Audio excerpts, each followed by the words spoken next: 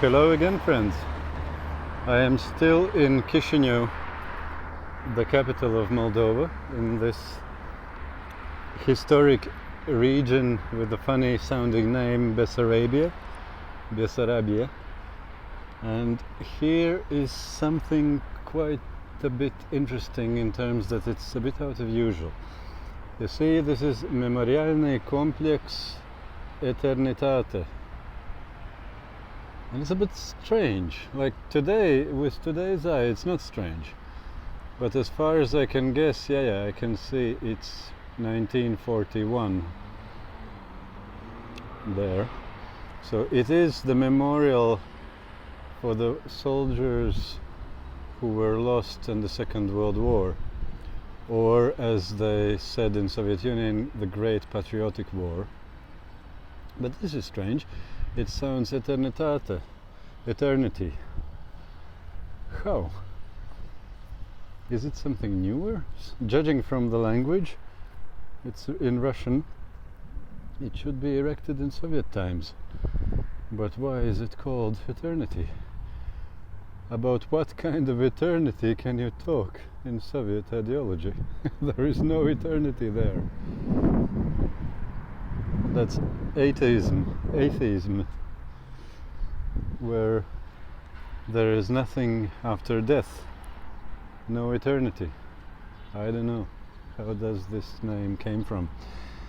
But in any case, let's look around and let me show you what's here. Shall we start with this side maybe? Here you see, that's the Second World War years 41 to 45. The bright Soviet star, so that everybody knows that these soldiers were said to be fighting for the bright, eternal, patriotic Soviet ideals. And please don't get me wrong, I'm not laughing about people who lost their lives, who lost their fathers, who lost their husbands. That's not a joke. I'll tell in a moment what I think about all this, but let's look around first. What do you think about that kind of architecture, open space architecture?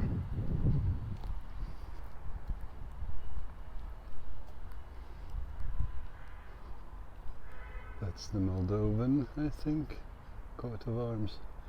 I'm not quite sure.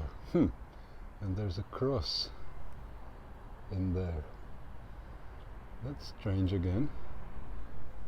All crosses were forbidden during Soviet times. Is it newer thing? Maybe they put it on after the Soviet Union collapsed. Let me know if you know. I don't. The big eternal flame there. We'll go closer there as well. Hi doggy, how are you? Oh, you're not so kind. And you are come on, you are many. 1, 2, 3, 4, 5, 6, 7, 8. I see 8 immediately, and I probably stepped in their fatherland, in the sacred grounds of theirs. Come on guys, now you're happy? I'm a bit further away. It's probably their territory, which I didn't know. How foolish. Yeah, and here you see the brave fighters for the fatherland. And the fatherland, of course, meant Soviet Union. Not Moldova, not Russia, not Latvia, not Estonia, not anything else. Soviet Union, that's the only fatherland. And here you see how they march into the operation of killing.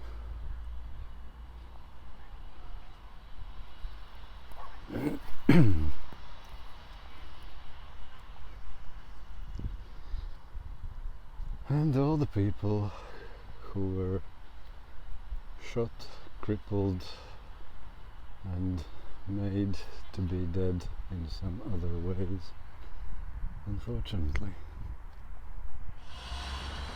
This looks like a burial ground of the soldiers. You see, all the names are in Cyrillic, in Russian. Everything is written in Russian. Погиб в боях за освобождение МССР от немецко-фашистских захватчиков. You see how it sounds? Died in the battles for liberating Moldovan Soviet Socialistic Republic from German fascistic захватчик. How to translate it in English? Those like snatchers, those who took it without permission, took our land, meaning. And mostly I see Russian surnames, but not all. But yeah, most of them are Russian surnames. I don't know whether Moldavian or whether just buried here, maybe they were from Russia. I don't know.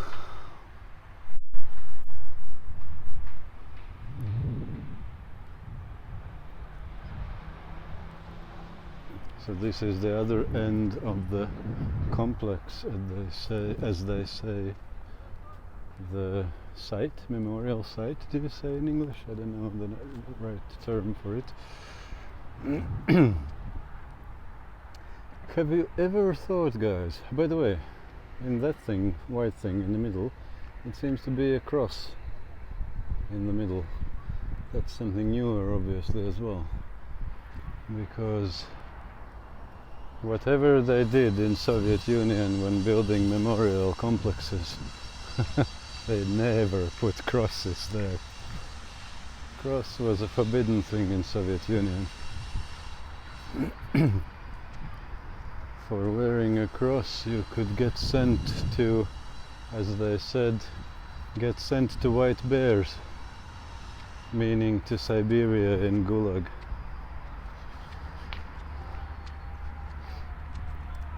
So what is it? It's something newer, I guess, and it looks like it might be newer, well, relatively newer, not from Soviet times, but let's see. It should, something is written there, so we should be, yeah, you see, there is no Russian language anymore, it's all Moldavian.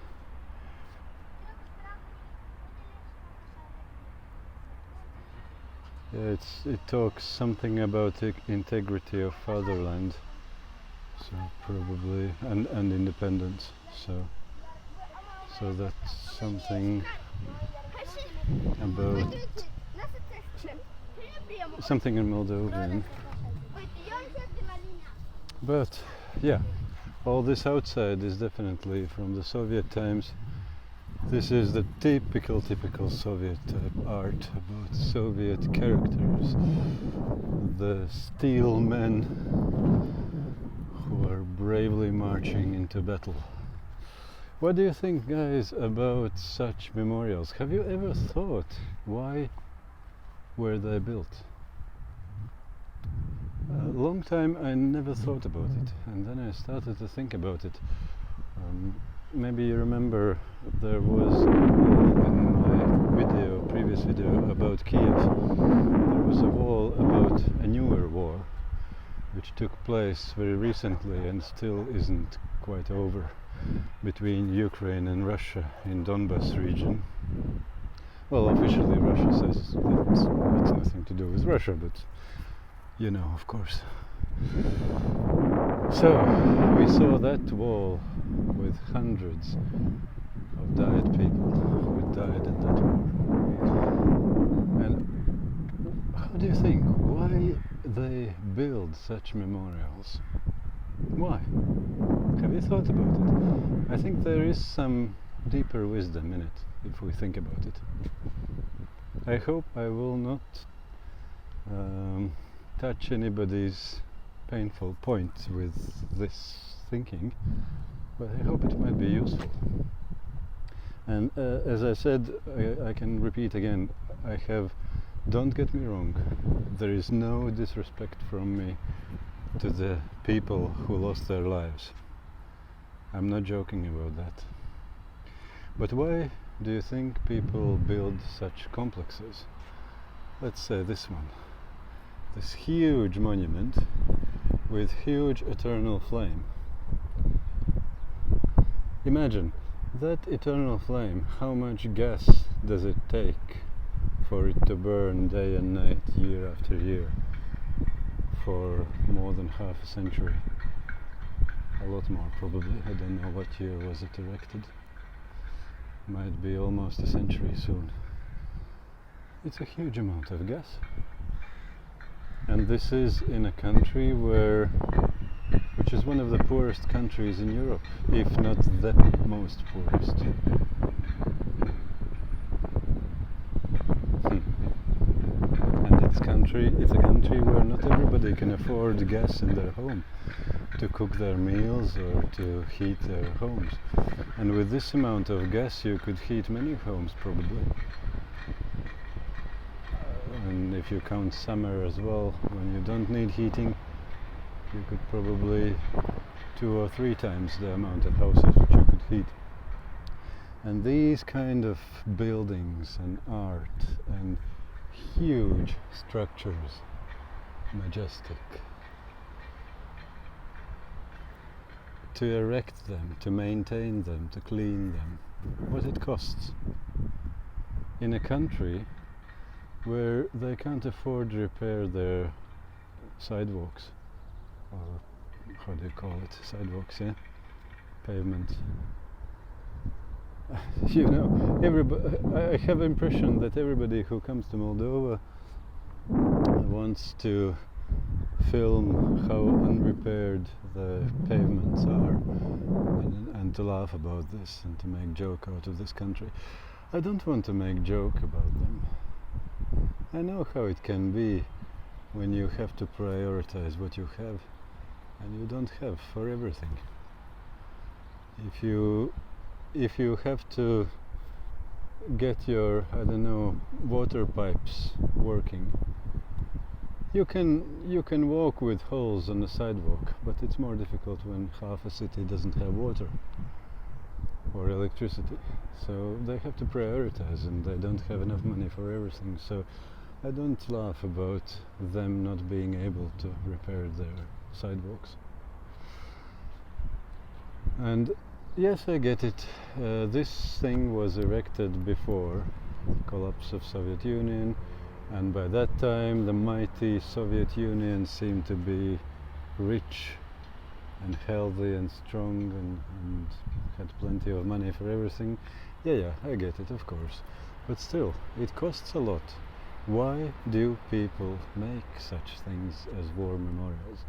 And you have noticed they make it in every part of the world. Americans do the same, Russians do the same, everywhere is the same. Why? Is it because people died? Really? I don't joke about people losing their lives, but is it because of that? I don't think so. Because they were not the only ones who died. Many others died as well. I remember when I was living in Latvia, I was for a while living in a smaller town, and there was also a memorial for Russian soldiers who lost their lives in the Second World War, or Great Patriotic War, as they said. And that memorial was very honorable and respected and well kept and so on, especially during Soviet times. And there were also another grave field where also soldiers who lost their lives in the same war were buried. But they were German soldiers, not Soviet soldiers. And their place wasn't maintained. They didn't have any memorial, not even a small thing. there was a house being built on top of it, and all the bones dug out and shoveled somewhere away. Were those German lives somehow less valuable than the Russian lives? And don't get me wrong, I'm not speaking here about nationalities. It's not about that. It's just a question that our soldiers are honorable because they were good soldiers. They were fighting for liberation of our fatherland.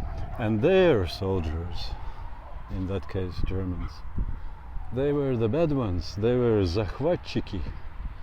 They were the intruders who doesn't deserve any honor after they're shot dead.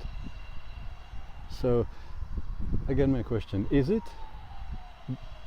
these things being built because they lost their lives? No. When there is a war on both sides, people lose their lives, but only for one side these things are being built. Plus, these things are pretty much sacred even for non-believers.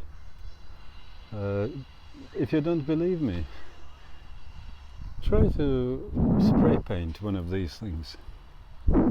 Try to go and pee on that eternal fire. You'll see what happens if you get caught. It will not be just stupid action. It will be almost criminally, maybe even criminally punishable deed, because it is, what's the term in English, when you, I don't know how to say it in English, when you make a sacred, sacral place unclean. That's the thing which you did. Interesting. Why? And where I'm leading all this thought, you see, when governments decide to send their people, to enlist their people into army, and to send them to cripple and kill other governments sent people, other armies, and the people lose their lives, they got crippled, and all the other bad, terrible, tragic stuff happens. There's a lot of pain in people. Imagine that government, that Stalin government who sent millions and millions to die in the Second World War. Not even talking about all the gulags and all the tortures and deaths which took place after the World War was over. Let's talk about just war. When that happened, imagine all those millions of mothers who lost their sons, women who lost their husbands, children who were now orphans, families who now had crippled people returning from war. There was a lot of pain, and I guess, I can imagine, they had a big question in their eyes to their government. Why did you do this to us? Why did you send them to kill, cripple, and to risk with being killed and crippled themselves? Why? And imagine if you are part of that government now. What would you say? Would you admit that we were fools to send you to die? Would you admit that the war is a foolish and evil thing? That would be too heavy to admit such a thing. Nobody could bear such a load on their shoulders, and to say that yes, I sent few million people to die and that was a mistake. So what? Nobody can say it. Instead, they have to say that they are no heroes. They were were enlisted into army without their choice. They were sent to kill and got killed themselves without their choice, without their permission. And now suddenly they are heroes. Because that way it is easier to digest all that pain for the families. It would be difficult to digest it if the government would admit that it was a stupid, foolish, disastrous mistake. It would be even harder to admit that no government has any right to kill people and to send people to kill other people. It would be too difficult, it would be too heavy. So instead of that, it's better to say that the other nation, in this case Nazistic, or as they said in Russian, fascistic Germany, they were the bad ones, we were the good ones. And we were fighting, and some of us died, and they are now heroes. That is a better narrative, easier to digest narrative. And these things helped to digest these crazy emotions and pain which people had. How do you think? Does any government has any right to kill people? To send them to kill other people? Why would they have such right? Why? Do I have a right to send you to cut off your neighbor's leg? Or even worse, head? Do I have such right? No, of course not. Why should the government? Any government, even if it's a Roman Empire government in ancient times. I'm not even speaking about today's governments. Why should they have right to enlist people into army and to send them to cripple and kill other people, to make war? And in this case, I think it becomes pretty clear that the enemy is not some German fascistic Hitler type army. And the enemy is not Stalinistic Russian army either. The enemy is that power which makes governments to enlist people into operations of killings. And they're equally bad. Do you get more or less killed by Hitler or by Stalin? Same thing.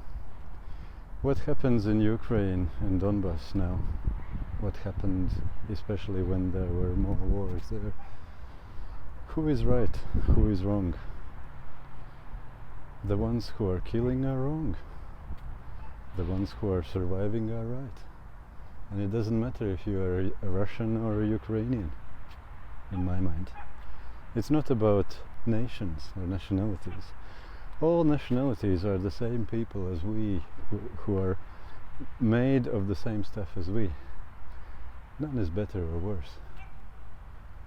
Only thing which is worse or bad are the governments who have too much power, who can afford to enlist people to kill other people.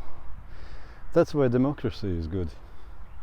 The more democracy, the less power to the government, the less they can afford to do such stupid things. There is no bigger people killer than governments in this world. If you can count how many people are killed by governments. And I remember, I forgot who was the person. Was it Göring or Goebbels? I think it was Göring, but I'm not sure. But one of the big Hitler Germany elites who were being trialed in Nuremberg in German, in English, Nuremberg trials.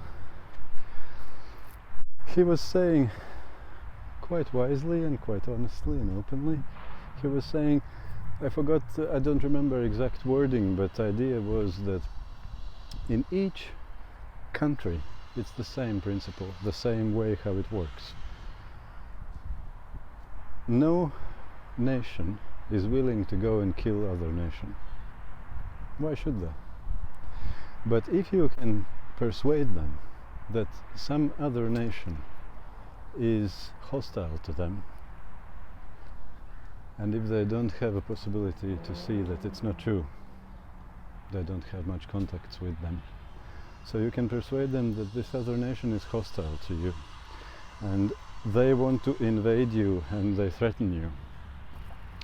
Then if you keep this idea rolling into their heads for long enough and for strong enough, very soon they will enlist themselves to go to war to kill.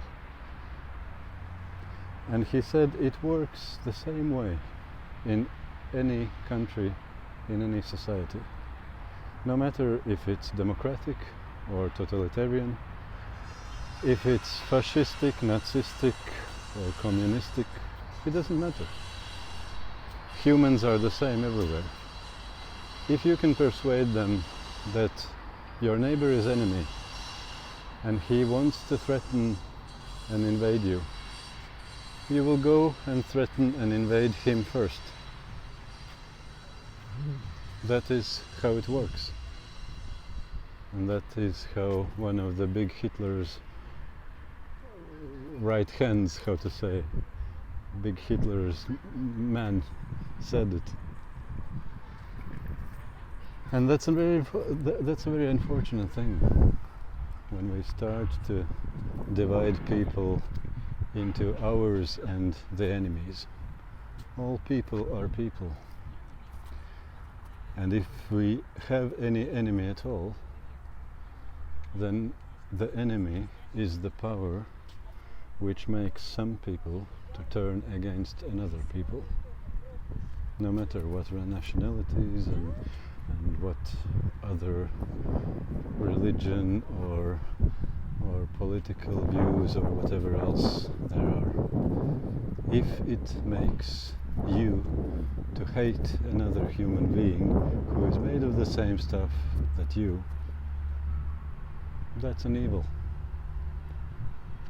Not your neighbor, not your neighboring country.